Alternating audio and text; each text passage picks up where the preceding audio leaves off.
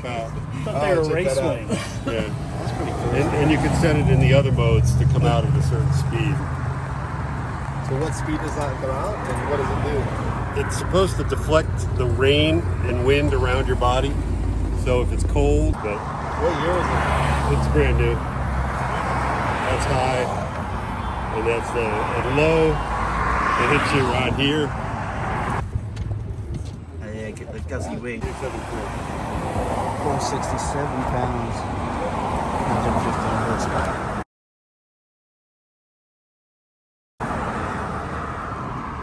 Do you have something else, or? Yeah, I've got a.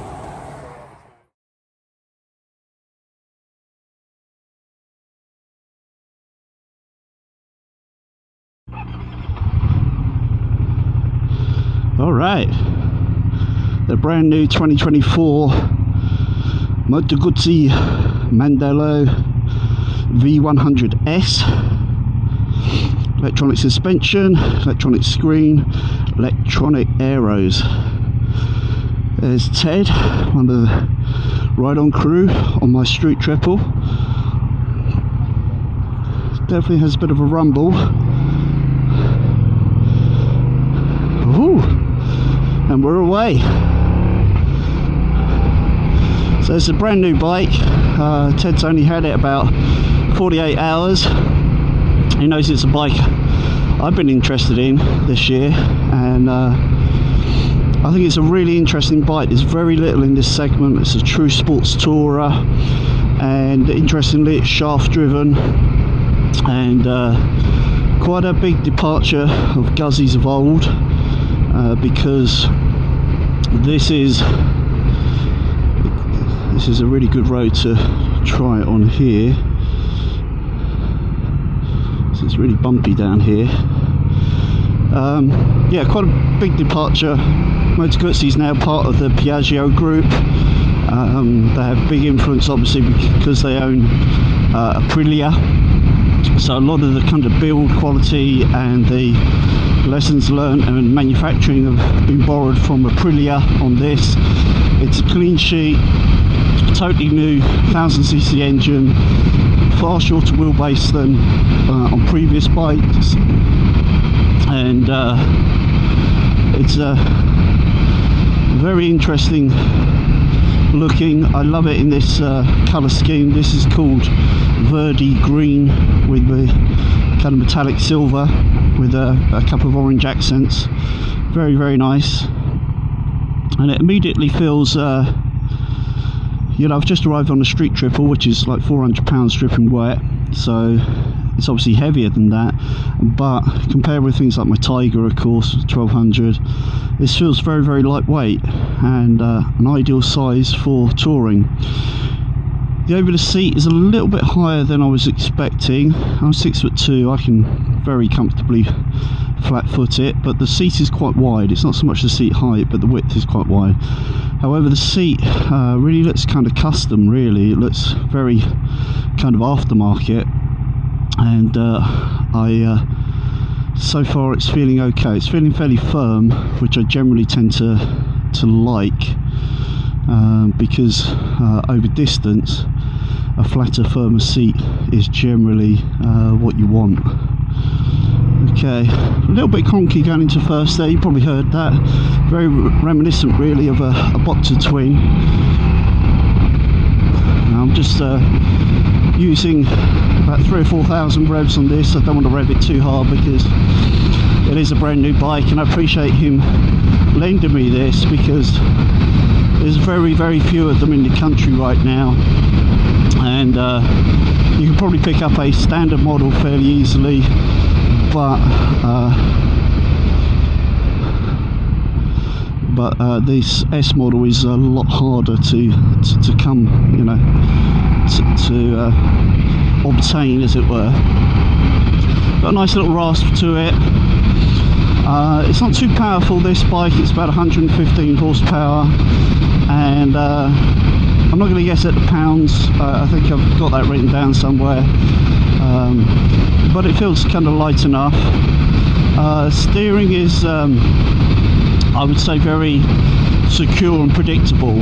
I wouldn't necessarily call it agile, but it's equally not particularly heavy either. And you can feel that both tyres have plenty of grip. The brakes are quite progressive. Again, not quite Stylema in terms of strength, but again, bags of feel plenty for this type of application, I would say. You've got your cruise control up here, and I'm not sure where the screen adjuster is. I think that may be, yeah, that's a cruise. I'll probably have to go through the menu to find out where that is. It's quite, with it down low, you're getting quite a lot of wind on your chest. Now it's about 80 degrees at the moment today. It's pretty hot and humid, so that airflow is quite nice, and you'll see the active airfoils either side of the tank are invoked, and they come out, I think, about 25 miles an hour, and they go back in as we come up to a junction up here. You'll feel that. A bit of a bump there. You'll feel that. You'll see that rather.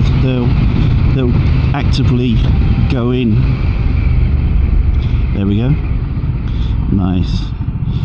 Okay, feeling a little bit more comfortable now with the gearing and the clutch engagement and the way in which it feels, and it's got a nice little yeah, it's got a nice little way with it. Move that back. Yeah, I think you can do big miles on this because it's pretty light, it's pretty comfortable. Mirrors are really good actually. Barely see my elbow in those. Clocks seem fairly clear. They're fairly straightforward. Yeah, perhaps I was a little bit harsh about the brakes. The brakes are actually quite strong. Quite a bit of bite, good feel to them. That feels nice, and it's got a nice thrum to it at the lights here. When we just sat here, it's a dum dum dum dum dum dum dum dum away. I haven't ridden too many 45-degree opposed twins or horizontal twins like this, but it actually feels pretty nice. Yeah, it's a good option for Ted. I think Ted, a bit like me, is kind of drifting away from the big heavy bikes and wants something that is nowadays called more middleweights, you know, the 800s to the 1000s, and something a little bit lighter, more agile, more fun, and this is certainly that. It's very, very nice. Let's try the quick shifter. Yeah, a little bit jerky the first couple of gears. He said that was the case going up the box. Yeah, 4th, 5th, 6th, pretty good. Take it down 1, yeah. So going up, down the box is fine. Going up 3rd, 4th, 5th, 6th, not too bad. But that first shift to 2nd, then up to 3rd, is definitely a little bit stiffer. But yeah, nice initial first impressions. Nice bike, made up for Ted. Really appreciate him letting me have a go, and that was a lot of fun. Hey you, if you want to become one of the Ride On people, don't forget to subscribe. Ride often, ride carefully, ride on.